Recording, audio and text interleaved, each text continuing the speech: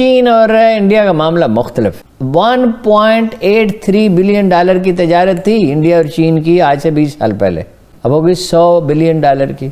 America के साथ trade नहीं है उनकी इतनी बड़ी, तो डिपेंडेंट है एक दूसरे पे।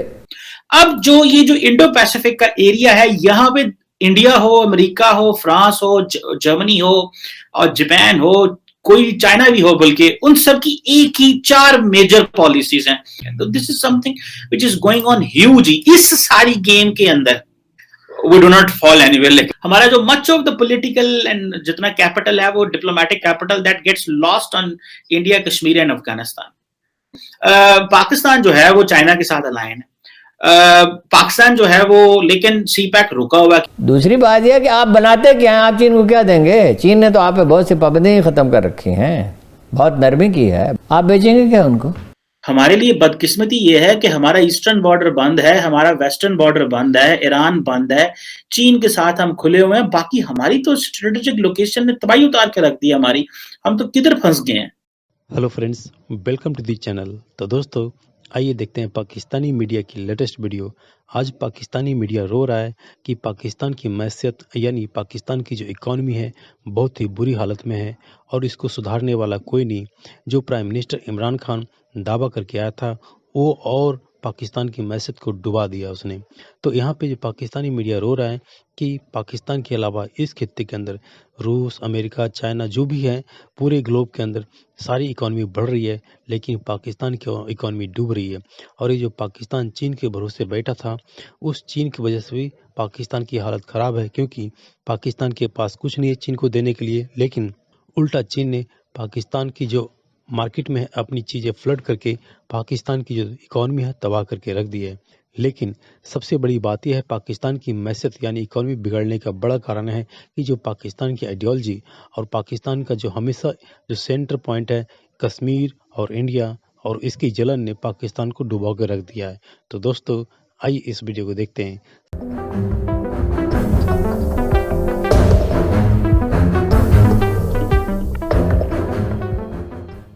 मईशत की बुनियाद मजबूत नहीं है, हमारे लिए सीखने के लिए कुछ नहीं है। अरुण साहब, क्या हम ऐसा कोई अनाउंसमेंट नहीं कर सकते? हर चीज की जा सकती है, हर चीज की जा सकती है, हर चीज पॉसिबल है। कुव्वत फैसला नहीं है, लोग नहीं है, मर्दान कार नहीं है, मर्दान कार पैदा किए जाते हैं। सही है।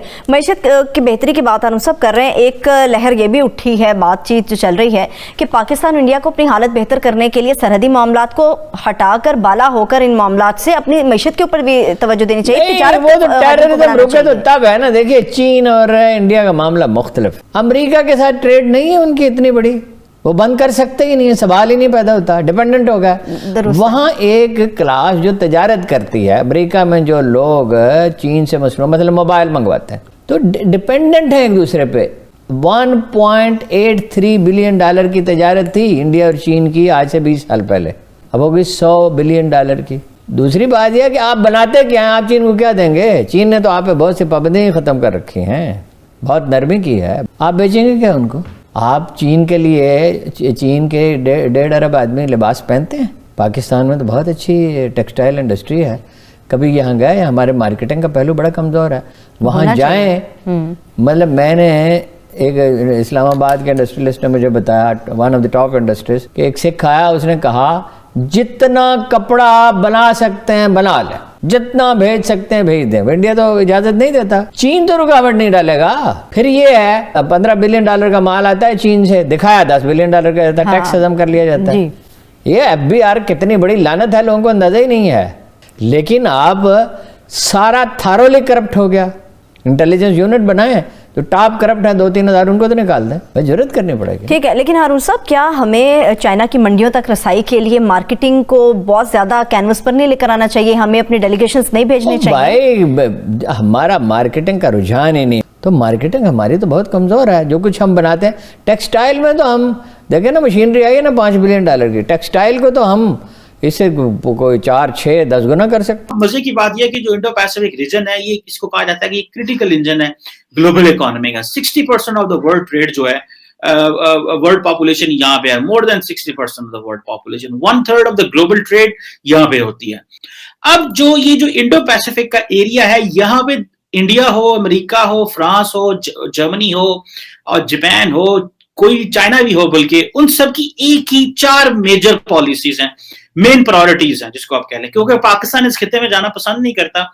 अब जो अमेरिका है वो इंडो पैसिफिक में इन्वेस्ट कर रहा है और वो कहता है कि एशिया इज पिवट। सो एक जो वर्ड बोलते हैं इंस्टीट्यूशनल हेजेमनी, सो वो इंस्टीट्यूशंस के जरिए अपना इन्फ्लुएंस कायम रखना सब चाहता है, क्योंकि वो कहते हैं कि बगैर इंस्टीट्यूशंस के कुछ भी नहीं है जी। ठीक है जी। साथ में जो है जी कि BRI के मुकाबले में बिल्ड बैक बेटर वर्ल्ड ले आए, 600 बिलियन की बायलैटरल ट्रेड है, ठीक है जी, कोऑपरेशन चल रहा है। इसी तरह यूरोपियन जो है वो ग्लोबल गेटवे जो प्रोजेक्ट $300 बिलियन का वो लेके आ रहे हैं। तो this is something which is going on huge. इस सारी गेम के अंदर मैं बता दूं पाकिस्तान कहां पे आएगा, we do not fall anywhere। Then China की तरफ आ जाए। चाइना के पास जो गिदड़ सिंह है ना वो यही है, चाइना बार बार एक ही चीज कही जा रहा है, pine share destiny, comprehensive strength. अमेरिकी कहते हैं शेयर्ड वैल्यूज, अमेरिकन ये कहते हैं पाइन कि China can not rise peacefully, Chinese कहते हैं कि नहीं वी विल राइज पीसफुली। तो ये एक बड़ी इंटरेस्टिंग डेवलपमेंट है। जॉन मीरशाइमर आई थिंक एक प्रोफेसर हुआ करते थे, उन्होंने कहा था China can not rise peacefully. अब ये जो कोविड-19 ने बेसिकली जो शॉक किया पूरी दुनिया को, चाइना ने बेसिकली श्योर किया कि global community that China is a stable power, इसकी economic, military and strategic interest will not be affected, वो कहते हैं। अब वेस्टर्न मीडिया जो है वो सारा टाइम लगा हुआ है कि ये बताने में कि जो चाइना है ना वो कोई अच्छा मुल्क नहीं है, Chinese world order, शीज ideology, so and so लगा रहता है। अच्छा, अब इसमें जाहिर बात है कि जो इम्पोर्टेंट हमारे लिए चीज है वो हम क्या करेंगे।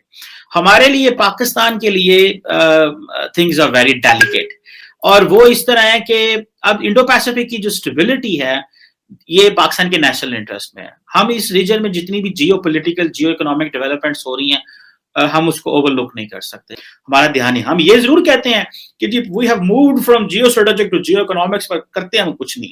हमारा जो much of the political and जितना कैपिटल है वो diplomatic capital that gets lost on India, Kashmir and Afghanistan. So we need to talk something new. जैसे फॉर एग्जांपल CPEC को हमने अच्छा बेचा, लेकिन इससे भी ज्यादा बात करनी। अब पाकिस्तान की जो अप्रोच रही है वो वेस्ट एशिया, सेंट्रल एशिया और साउथ एशिया में रही है। सो आई बिलीव हमें यहां से बाहर निकलना है और आगे की तरफ जाना है, लेकिन पाकिस्तान में ऐसी कोई डिस्कशन नहीं है।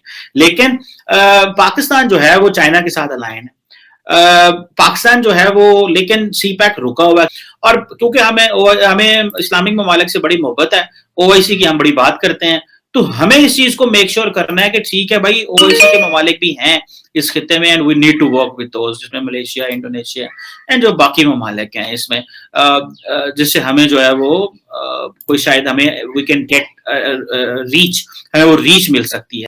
हमारे लिए बदकिस्मती ये है कि हमारा ईस्टर्न बॉर्डर बंद है, हमारा वेस्टर्न बॉर्डर बंद है, ईरान बंद है, चीन के साथ हम खुले हुए हैं, बाकी हमारी तो स्ट्रेटेजिक लोकेशन ने तबाही उतार के रख दी है हमारी, हम तो किधर फंस गए हैं।